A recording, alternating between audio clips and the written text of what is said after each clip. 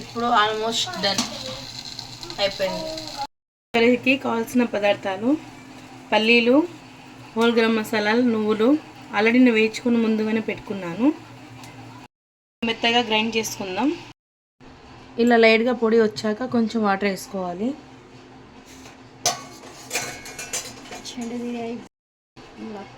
ఇలా కొంచెం వాటర్ వేసినాక ఒక 2 మినిట్స్ మళ్ళీ గ్రైండ్ చేసుకుందాం. ఈ పేస్ట్ అయిందో లేదో చూద్దాం. ఇలా మెత్తగా పేస్ట్ అయినాక ముందుగా కాల్చుకున్న ఆనియన్స్ గ్రైండ్ చేసుకుందాం. ఇలా మెత్తగా అయ్యే వరకు గ్రైండ్ చేసుకోవాలి. గ్రైండ్ చేసుకుందాం మెత్తగా. టమాటా ఇలా మెత్తగా పేస్ట్ అవ్వాలి. కానీ చింతపండు నానబెట్టుకోవాలి. ఇప్పుడు అన్ని హోల్ గరం మసాలా వేసుకుందాం. సాజీరా, లవంగాలు అన్నీ వేసుకుందాం.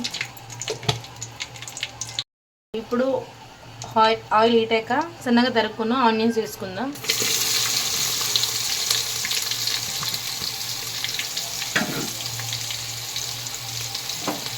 ఒకసారి కలుపుకుందాం.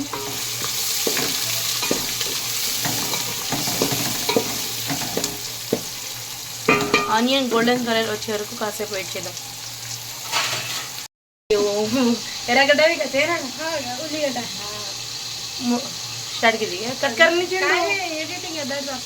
ఇప్పుడు ముందుగా పేస్ట్ చేసుకున్న ఉల్లిగడ్డ వేసుకుందాం.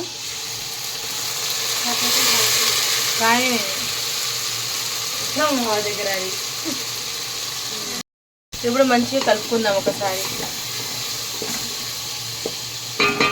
ఆయిల్ పైకి వచ్చే వరకు కాసేపు వెయిట్ చేద్దాం. ఇప్పుడు టమాటా పేస్ట్ వేసుకుందాం.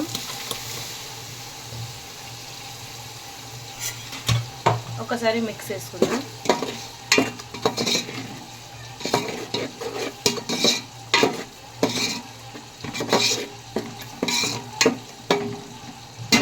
కాసేపు మగ్గనిద్దాం. ఇప్పుడు మగ్గిందా లేదా చూద్దాం.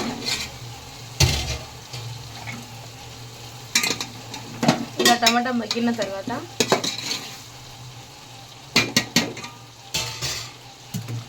అల్లం వెల్లుల్లి పేస్ట్ వేసుకుందాం. 2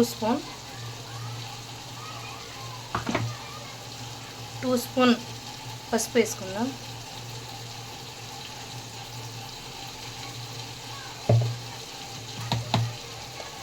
టూ స్పూన్ ఉప్పు వేసుకుందాం. ఇప్పుడు మంచిగా కలుపుకుందాం.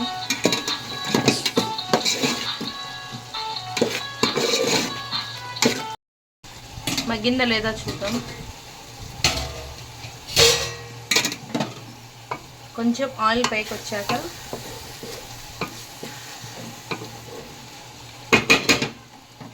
ఇప్పుడు తగినంత కారం వేసుకుందాం.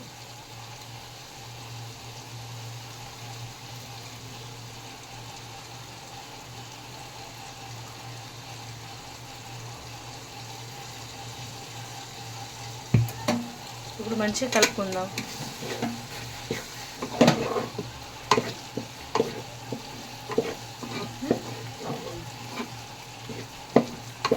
కాసేపు ఆయిల్ పైకి వచ్చే వరకు మగ్గనిద్దాం.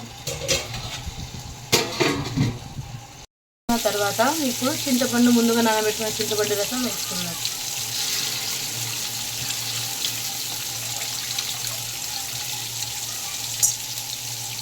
ఒకసారి మంచిగా కలుపుకుందాం.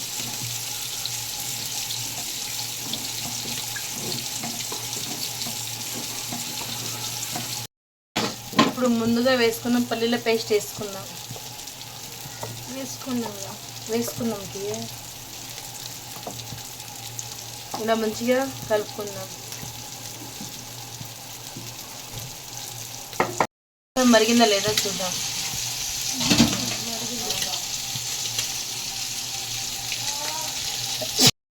ఇలా మరిగిన తర్వాత ఆయిల్ పైకి వచ్చింది కదా, ఇప్పుడు ఫిష్ వేసుకుందాం.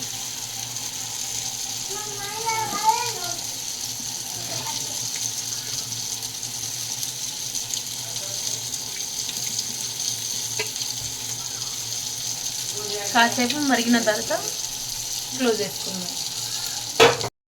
ఫిష్ ఉడికిందా లేదా చూద్దాం. ఇలా ఆయిల్ పైకి వచ్చిందండి, ఉడికినట్టే, ఆల్మోస్ట్ ఫిష్ ఉడికినట్టే. ఇప్పుడు కొద్దిగా వామ్ వేసుకుందాం.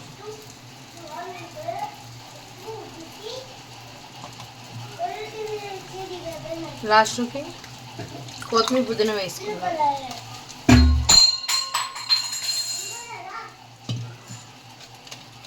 ఫిష్ మసాలా వేసుకుందాం. ఒకసారి మంచిగా కలుపుకుందాం.